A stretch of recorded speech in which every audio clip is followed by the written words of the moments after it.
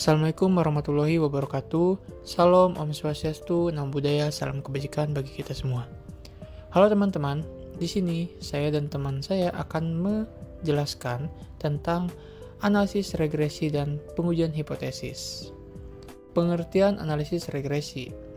Analisis regresi merupakan metode statistik yang digunakan untuk memodelkan hubungan antara variabel dependen Y dan satu atau lebih variabel independen X.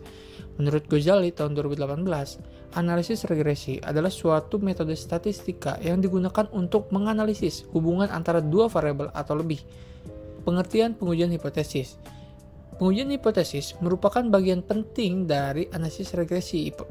Hipotesis adalah pernyataan tentang hubungan antara variabel X dan Y. Pengujian hipotesis digunakan untuk menentukan apakah hipotesis tersebut didukung oleh data atau tidak. Menurut Lehman 2011, pengujian hipotesis adalah suatu prosedur statistika yang digunakan untuk membuat kesimpulan tentang populasi berdasarkan data sampel. Jenis analisis regresi dan pengujian hipotesis. Regresi sederhana digunakan ketika hanya terdapat satu variabel independen. Regresi berganda digunakan ketika terdapat dua atau lebih variabel independen. Selanjutnya, uji T digunakan untuk menguji signifikansi koefisien regresi individual, dan uji F digunakan untuk menguji signifikansi keseluruhan model regresi. Fungsi analisis regresi dan pengujian hipotesis. Fungsi analisis regresi memprediksi nilai variabel dependen, memahami hubungan antar variabel, mengevaluasi pengaruh variabel independen, membuat model statistik. Contoh penerapan memprediksi penjualan produk di tahun 2024 berdasarkan tingkat iklan di tahun 2023. Yang kedua, memahami hubungan antara tingkat iklan di tahun 2023 dan penjualan di tahun 2024. Selanjutnya, fungsi pengujian hipotesis. Yang pertama, menguji signifikansi hubungan, memverifikasi asumsi model, memilih model terbaik, menarik kesimpulan. Contoh penerapannya, menguji apakah hubungan antara tingkat iklan di tahun 2023 dan penjualan di tahun 2024 signifikan secara statistik. Tujuan analisis regresi dan pengujian hipotesis. Tujuan analisis regresi memprediksi nilai variabel dependen, memahami hubungan antar variabel, mengevaluasi pengaruh variabel independen, membuat model statistik.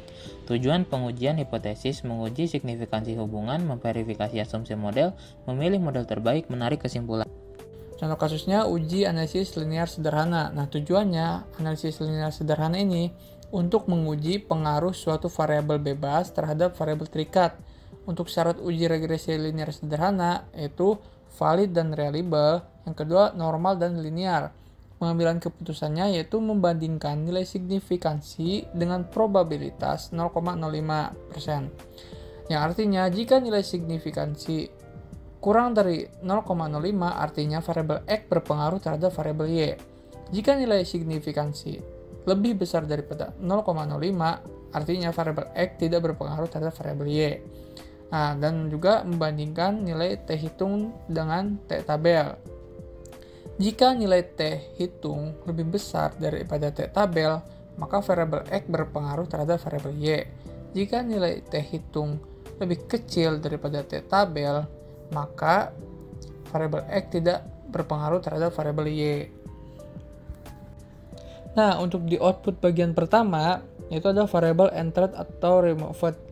Jadi di tabel di atas menjelaskan tentang variabel yang dimasukkan serta metode yang digunakan. Dalam hal ini, variabel yang dimasukkan adalah variabel trust sebagai variabel independen dan partisipasi sebagai variabel dependen.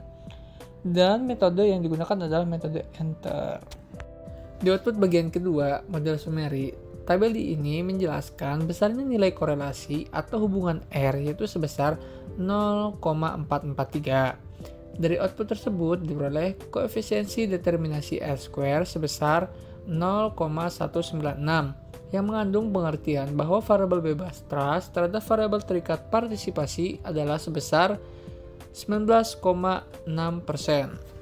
Oke, selanjutnya output bagian ketiga yaitu ANOVA. Dari output tersebut diketahui bahwa nilai F hitung sebesar 12,429 dengan tingkat signifikansi sebesar 0,001 yaitu kurang dari 0,05. Maka model regresi dapat dipakai untuk memprediksi variabel partisipasi atau dengan kata lain ada pengaruh variabel trust X terhadap variabel partisipasi Y. Pada output bagian keempat yaitu koefisiensi. Diketahui nilai konstan A sebesar 9,7 720, sedang nilai trust B koefisiensi regresi sebesar 0,430, sehingga persamaan regresinya dapat ditulis Y sama dengan A tambah BX, Y sama dengan 9,720 ditambah 0,430X. Persamaan tersebut dapat diterjemahkan. Konstanta sebesar 9,720 mengandung arti bahwa nilai konsisten variabel partisipasinya adalah sebesar 9,720. Koefisiensi regresi X sebesar 0,430 menyatakan bahwa setiap penambahan 1% nilai trust, maka nilai partisipasi bertambah sebesar 0,430. Koefisiensi regresi tersebut bernilai positif, sehingga dapat dikatakan bahwa arah pengaruh variabel X terhadap Y adalah positif. Pengambilan keputusan dalam uji regresi linier sederhana. Berdasarkan nilai signifikansi dari tabel koefisien, diperoleh nilai signifikansi sebesar 0,001, yaitu kurang dari 0,05. Sehingga dapat disimpulkan bahwa variabel trust atau X berpengaruh terhadap variabel partisipasi Y. Berdasarkan nilai T, diketahui nilai T hitung sebesar 3,525, lebih besar daripada T tabel 2,08, sehingga dapat disimpulkan bahwa variabel trust atau X berpengaruh terhadap variabel partisipasi Y. Oke, untuk selanjutnya akan menjelaskan tentang analisis linier berganda yang akan dijelaskan oleh teman saya. Contoh kasus analisis regresi linear berganda. Di sini kami menggunakan 12 jumlah sampel untuk melakukan analisis regresi linear berganda. Perumusan hipotesis yang pertama, H1-nya terdapat pengaruh motivasi terhadap prestasi, H2-nya terdapat pengaruh minat terhadap prestasi, H3-nya terdapat pengaruh motivasi dan minat secara simultan terhadap prestasi. Tingkat kepercayaan yang kami gunakan 95% atau 0,05.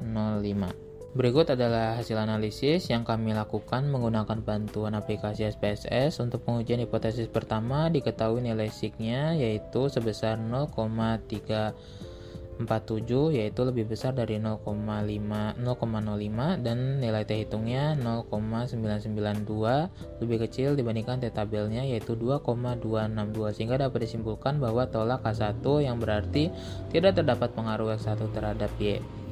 Untuk pengujian hipotesis yang kedua, diketahui nilai sig untuk pengaruh X2 terhadap Y adalah sebesar 0,007, lebih kecil dibandingkan dari 0,05, dan nilai T hitungnya 3,441, lebih besar dari T tabelnya yaitu 2,262, sehingga dapat disimpulkan bahwa gagal tolak K2 yang berarti terdapat pengaruh X2 terhadap Y. Untuk rumus T tabelnya dapat dilihat di PowerPoint.